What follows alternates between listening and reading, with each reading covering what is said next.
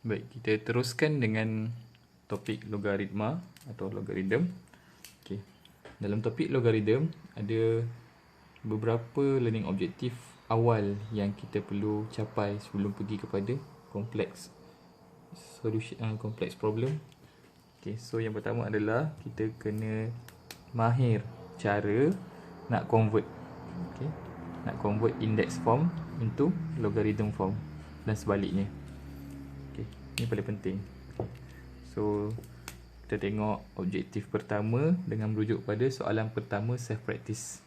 Okay, so the first question is convert the following equation to logarithm form. Okay, so of course semua pernah lihat bentuk begini kan. Okay, 3 to the power of 4 is equal to 81, 2 to the power of 7 is 128, 5 to the power of 3 is 125, 6 to the power of 3 is equal to 216. Okay, semua bentuk yang diberi ini diberi dalam bentuk index. Okay, index form atau index equation, and we need to convert into logarithmic form. Okay, so caranya adalah number 1A.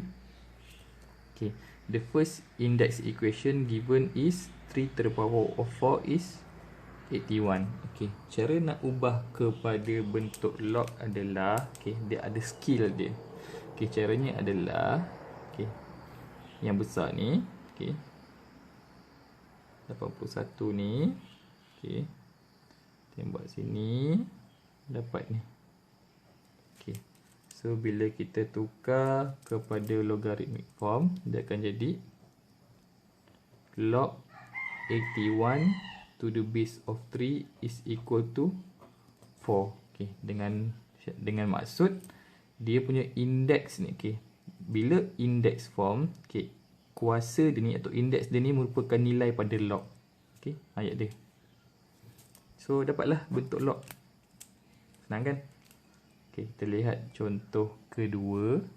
Okay, the second example is we are given 2 to the power of 7 is equal to 128. Okay, and we need to convert into logarithmic form. So caranya adalah ni nilai right hand side ni, dia tembak base kena kat index. So bila kita convert into logarithmic form, kita akan dapat log 128 to the base of 2 is equal to 7. Okay, kena ingat kuasa pada index equation dia jadi nilai pada bentuk log. Boleh? Okay, kita teruskan dengan C. Okay, C pula diberi, we are given 5 to the power of 3 is equal to 128.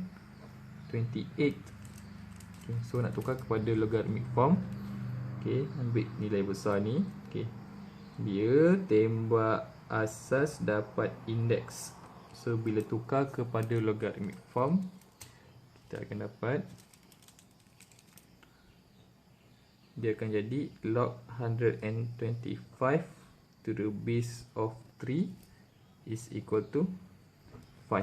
Okay, di mana index, kuasa pada index ni dia akan jadi nilai pada log. Okay, dan soalan D boleh cuba sendiri. Okay, next kita lihat pada soalan kedua. Okay, di mana kita dikehendaki convert the logarithmic form into index form. So sekarang ni kita dah kena familiar lah bentuk-bentuk begini. Okay, ni cara nak sebut dia log 10,000 asas 10 sama dengan 4. Okay, sebut dia Okay, B log 0.0001 to the base of 10 is equal to negative 4. Okay, cara sebut dia. Okay, C cara sebut dia log 128 to the base of 2 is equal to 7. Okay, log 64 to the base of 4 is equal to 3. Okay, cara sebut kena betul. Okay, so sekarang ni kita ada bentuk logaritma dan kita diminta untuk ubah bentuk log kepada bentuk index. Okay, so sekarang ni kita nak kena ubah bentuk log kepada bentuk indeks. Okey, ni nombor 2. Okey, so kita ambil soalan yang pertama, 2A. Okey, we are given log 10,000. Okey, to the base of 10 is equal to 4. Okey, kali ni log nak pergi indeks. Okey, cara dia sama, tembak, tapi kali ni okey, cara dia begini pula. Okey, kita ambil yang bawah ni. Okey, base tembak nilai pergi log. Okey, so bila tukar kepada bentuk indeks, kita akan dapat bentuknya adalah 10 to the power of 4 is equal to 10,000. Okey, dapatlah bentuk indeks. Okey, kita lihat example kedua. Okey, B. Okey, B kita diberi log 0.0001 to the base of 10 is equal to negative 4. Okey, daripada bentuk log nak ubah kepada bentuk indeks. Okey, caranya adalah okey, ambil base. Okey, base tembak indeks dapat nilai. Okey, so bila buat begini, kita akan dapati bentuk indeksnya adalah 10 to the power of negative 4 is equal to 0.0001. Okay. Okay. And C. Okay. C.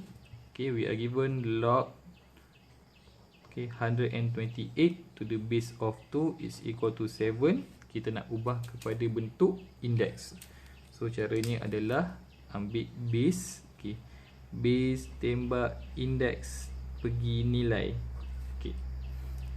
So bila dapat buat macam ni, bentuk indeks kita adalah 2 to the power of 7 is equal to 128.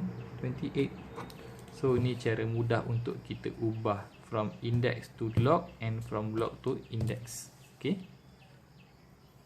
Baik, sebagai kesimpulan untuk the conversion of the index and logarithmic form. Okay, kita lihat contohnya. Okay, bila kita diberi 3 to the power of 4 is equal to 81. Ingat ni adalah dalam bentuk index. Okay, this is in the form of index atau indices. Okay, kita boleh ubah kepada bentuk log. Okay, kita boleh ubah kepada bentuk log. Okay, dengan cara okay, ambil yang besar ni. Okay, value dia. Okay, nilai pergi asas. Okay, kena dekat kuasa. So bila pergi kepada bentuk log, kita akan dapat log 81 to the base of 3 is equal to 4. Okay, so kalau kita perhatikan, okay, cuba kita buat secara simbol atau formula. Okay, 3 kuasa 4 ni, okay, kita buat macam ni pula. A kuasa X sama dengan N. Okay, so bila kita ubah kepada bentuk log, okay, dia akan jadi log N, okay, to the base of A lah. Okay, to the base of A is equal to X. Okay, so this is how kita convert index to logaritma form atau log to index form. So dengan cara ini, conclusionnya adalah jika diberi index form, kita boleh ubah kepada log. Jika diberi log form, kita boleh ubah kepada index. So datanglah okay, formula yang ini. Okay, so please okay, notice the pattern. Tolong perhatikan pattern-pattern dia semua, baru boleh faham konsep asal, konsep asas, konsep awal untuk the conversion of index and log. Okay.